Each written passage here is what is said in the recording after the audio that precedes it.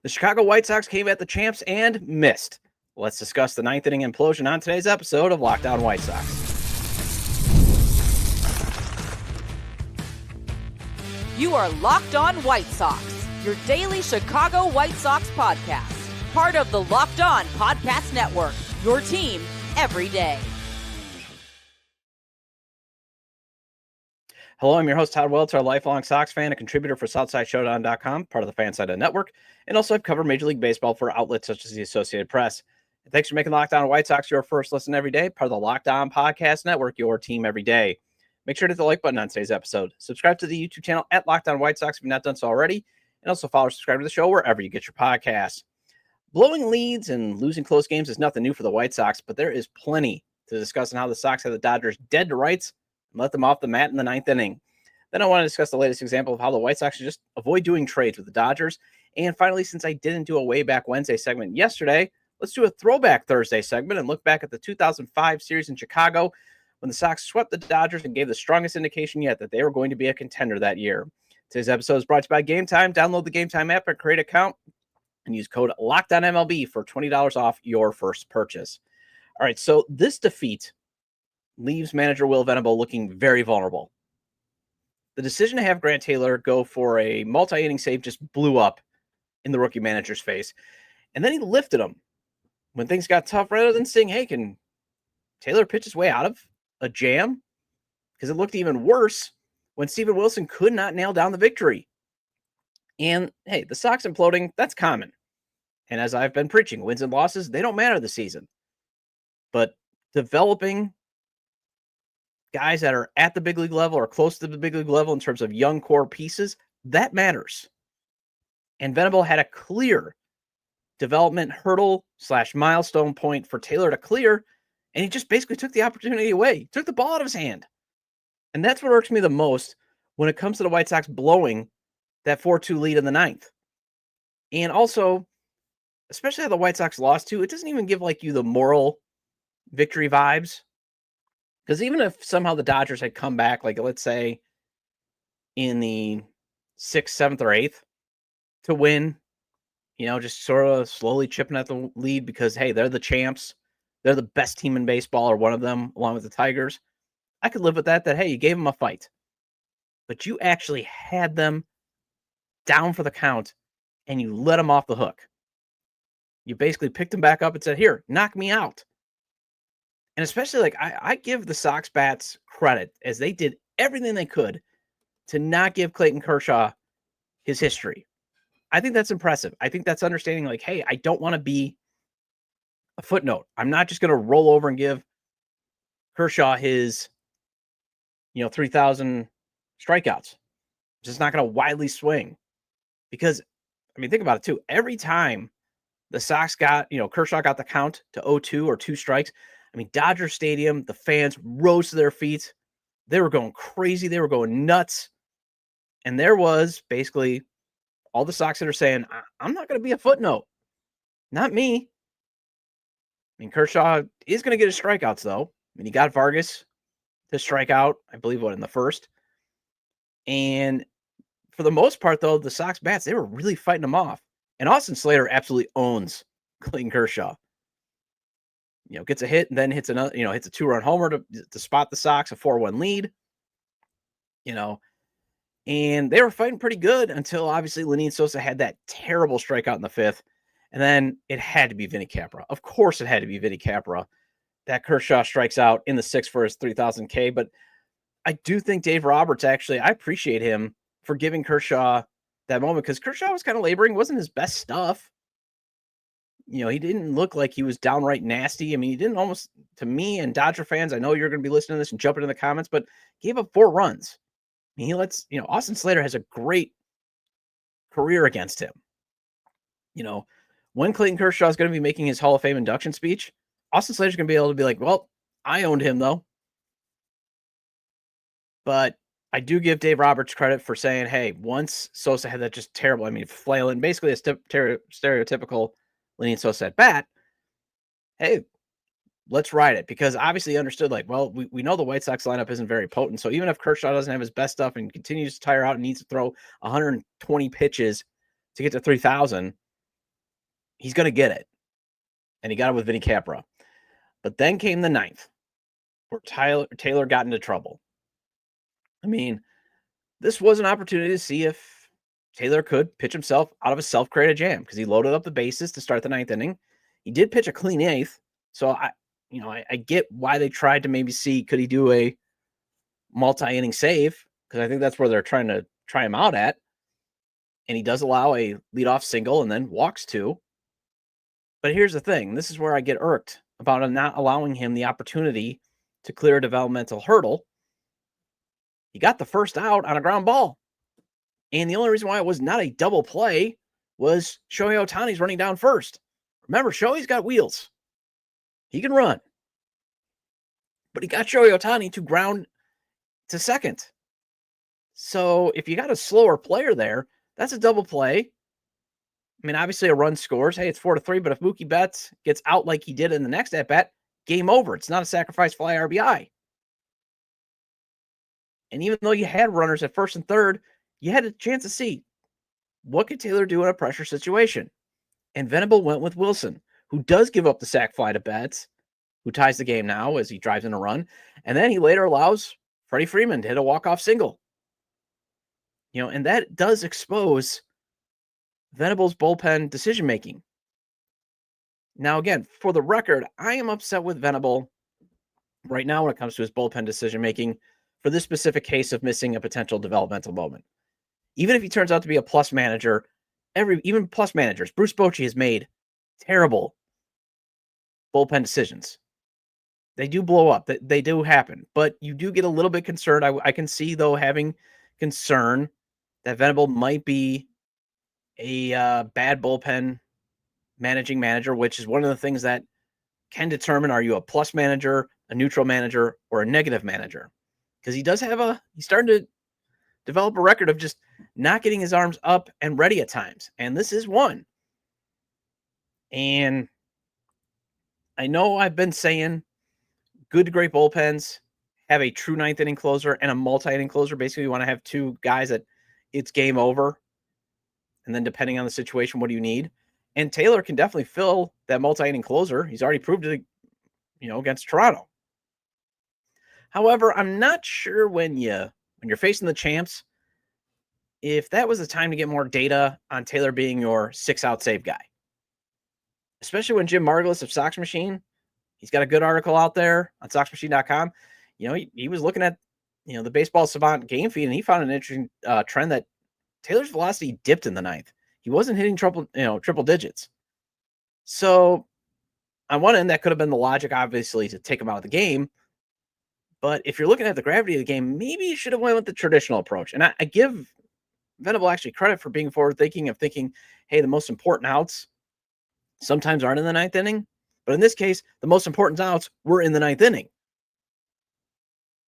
And I get trying to have Taylor pitch when you got Freddie Freeman up in the eighth. But again, if you're thinking Steven Wilson can bail Grant Taylor out, why don't you just have Steven Wilson, who's been pretty solid this year, try to get the eighth inning outs? And if he does fail, well, at least you still have the ninth. It's not game over. Because remember, there's no margin for error when you're closing on the road. And there still would have been a developmental moment for Taylor to meet, as even if he's pitching the traditional 3 innings closer, he's pitching against the best lineup in baseball with a 2-run lead at Dodger Stadium. Now, I do want to end this segment on, I have been seeing on White Sox Twitter after the game about how this was an example of Taylor has to be developed to a ceiling of being a starter, and if you're developing him to his floor as a closer, he can't be blowing these. Well, remember, Taylor's arm is going to tell you whether he's going to be a closer or a starter.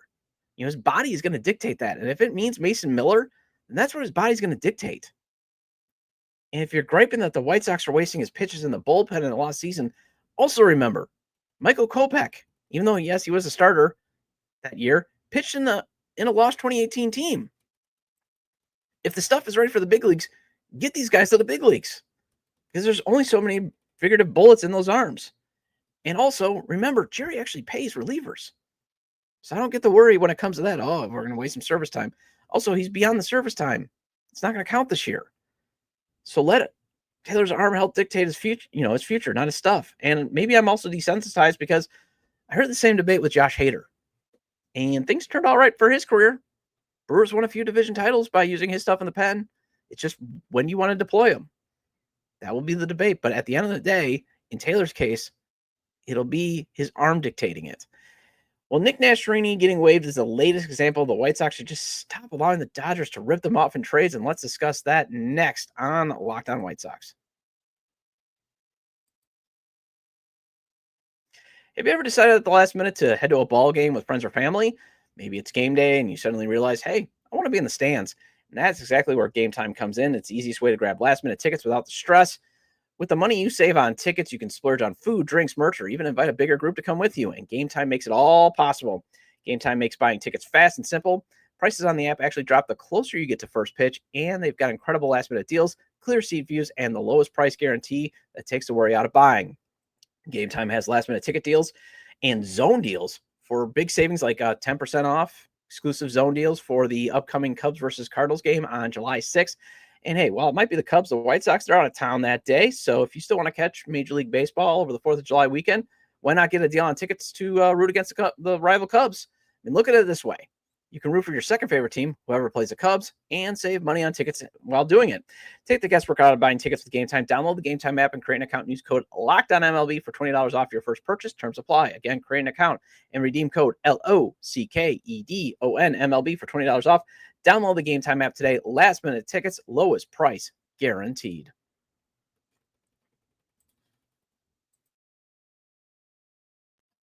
Welcome back to Locked On White Sox. I'm your host, Todd Welter. Again, make sure to hit the like button on today's episode and subscribe to the YouTube channel at Locked On White Sox if you've not done so already.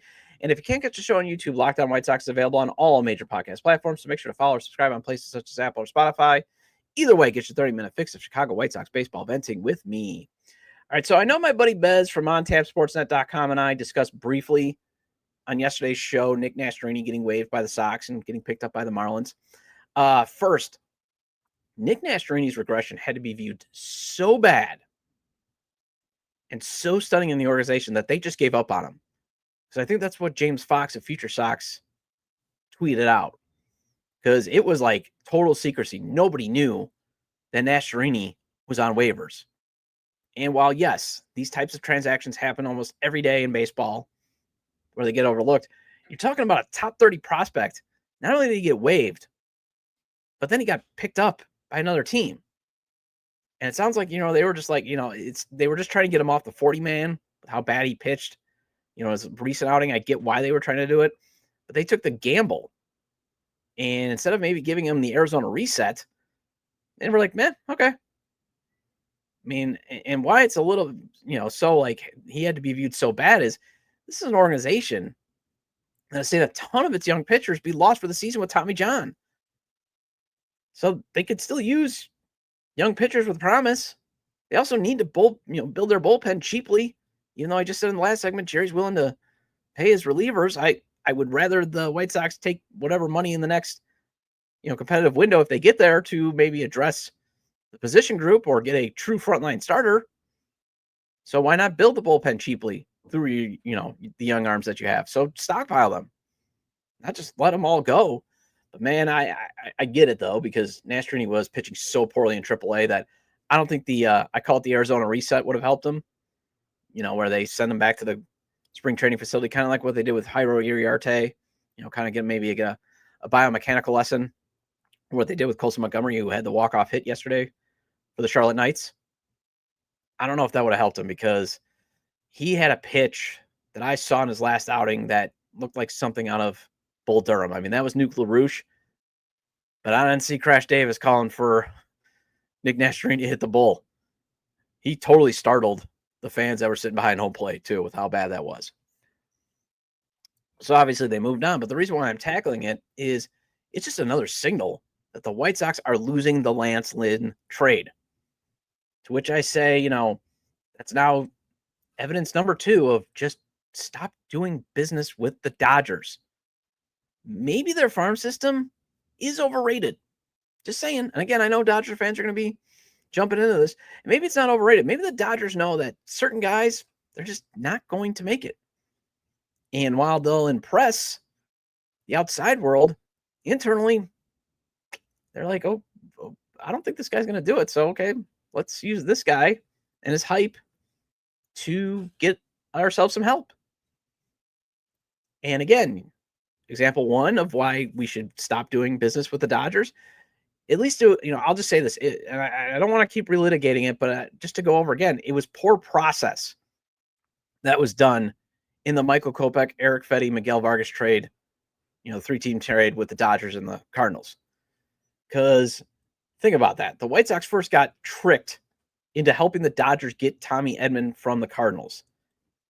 Because I think it was the St. Louis Post-Dispatch beat reporter Derek Gould, who was on the White Sox Talk podcast. He was breaking down the trade with Chuck Garfien, and he was saying, like, the Dodgers, the Cardinals really didn't want to give the Dodgers Tommy Edman.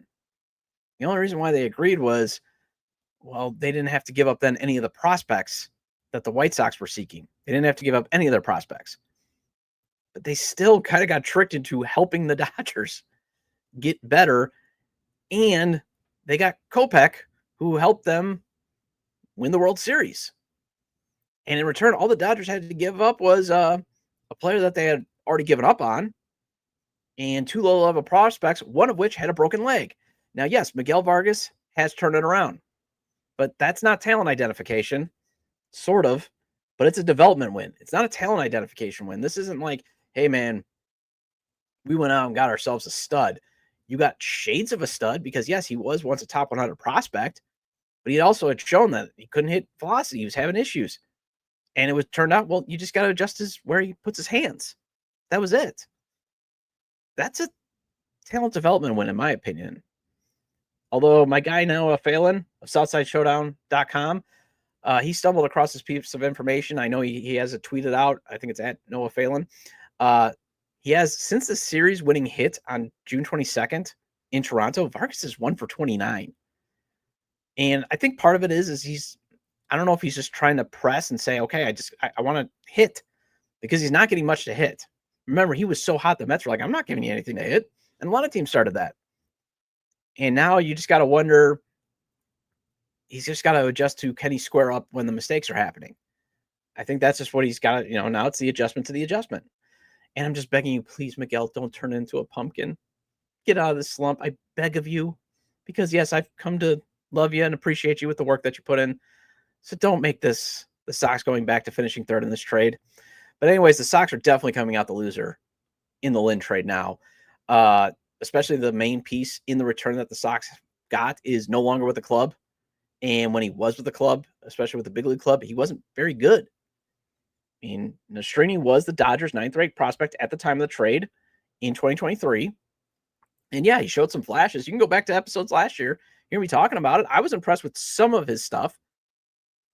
He showed some flashes as a starter that the Sox could potentially use.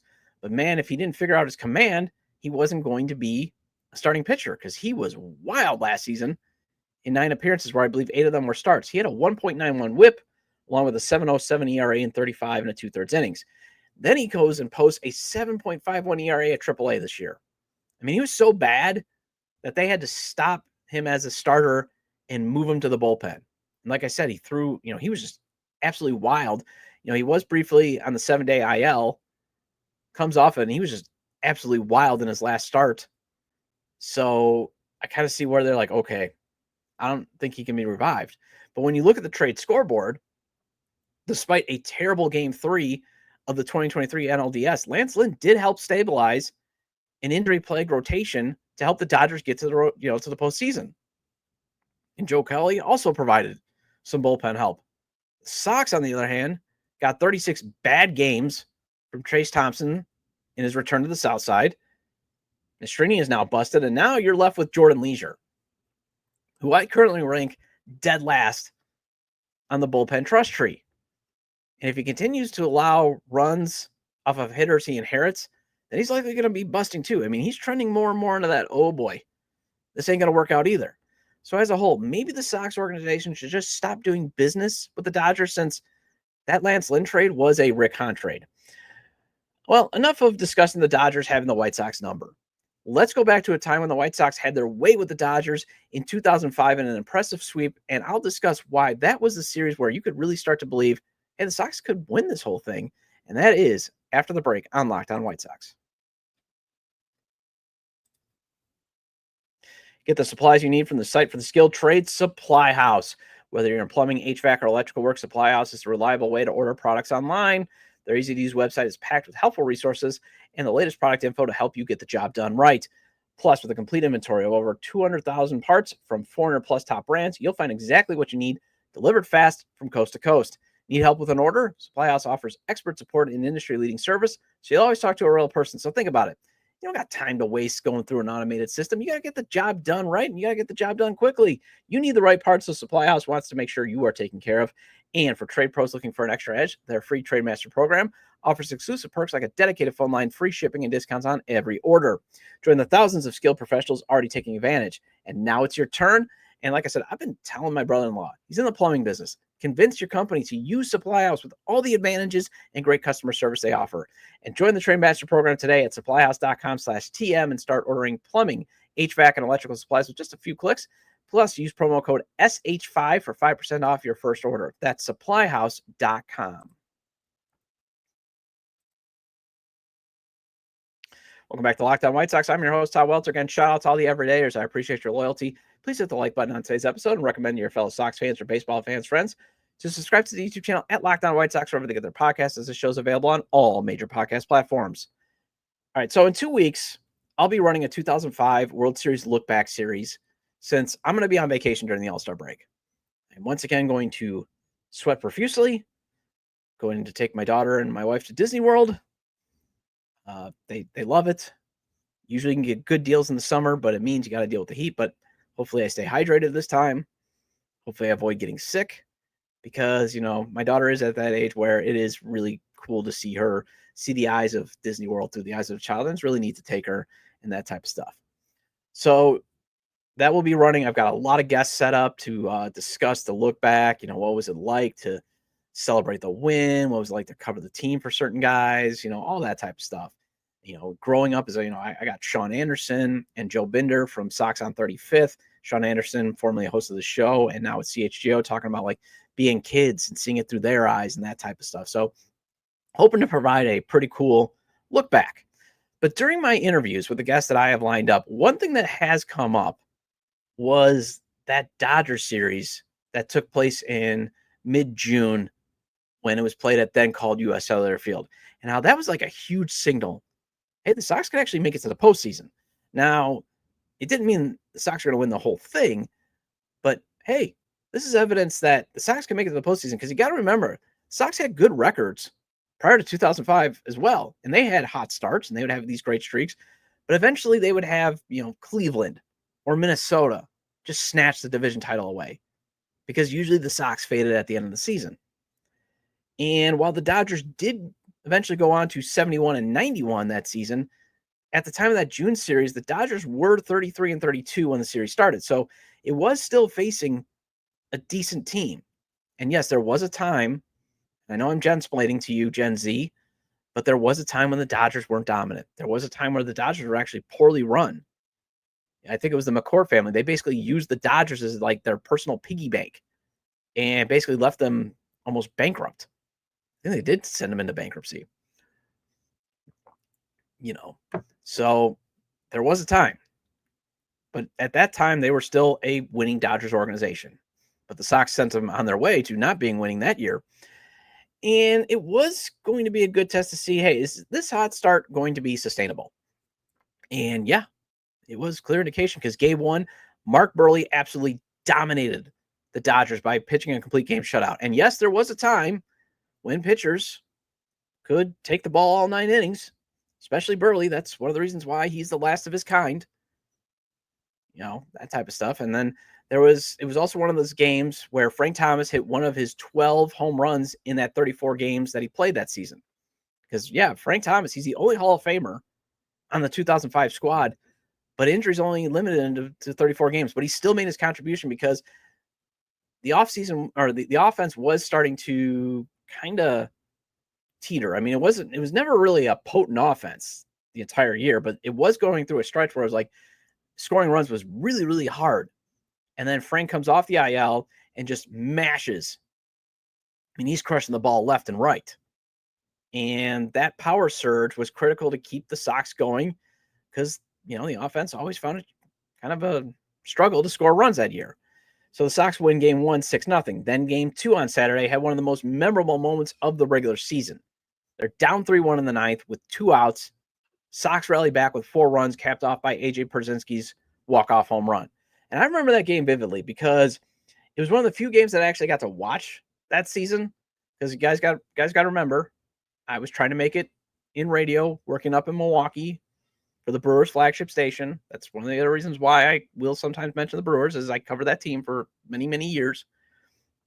So I'm living up in Milwaukee and, couldn't really get a lot of White Sox games because, the MLB package at the time, I couldn't afford it. And you could, though, sometimes get some White Sox games on WGN America because that's that's what it was called for a little bit outside of the Chicagoland area. It was WGN America.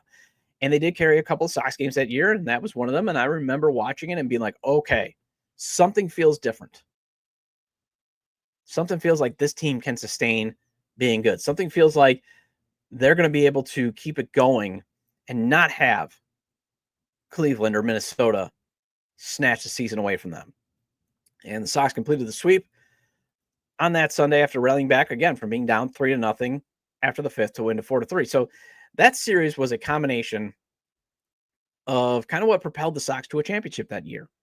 It was a mix of dominant starting pitching like Mark Burley in game 1 and then just getting timely hits and never saying die like in game 2 and game 3. And then what was also cool was, again, game 2, AJ hits the home runs. They use those 59 throwback uniforms, and I would love for them to always play a series wearing the 59 throwback unis. The 59 throwback unis, the 70s powder blues road unis, those are some of actually my favorite non-current White Sox. And then obviously the beach towel logo that they ran with, that was kind of cool too. And obviously I'm a big fan of this logo as well.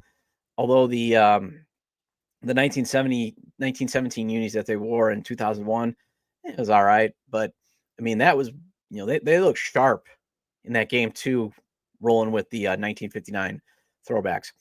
Well, that wraps up this edition of Locked On White Sox. Thank you for making Locked On White Sox your first listen today. For your second listen, check out the all-new Locked On MLB Game Night. Every game, every night, all season long, get local analysis on a national scale. Find MLB Game Night on Locked On MLB on YouTube or wherever it's in your podcast. I'll be back tomorrow with a crossover episode with Locked On Rockies to discuss this weekend's, basically I would call it the loser series. Feel free to leave comments about today's discussion regarding the White Sox ninth inning implosion against the Dodgers, the latest example of why the White Sox lost another trade to the Dodgers, and a Throwback Thursday segment to make up for missing yesterday's Way Back Wednesday. You can leave them at the episode page on YouTube, X, formerly Twitter, at TajayDub or at Locked On Sox, or you can email me at LockedOnWhiteSox@gmail.com. Have a great day, and I will see you tomorrow.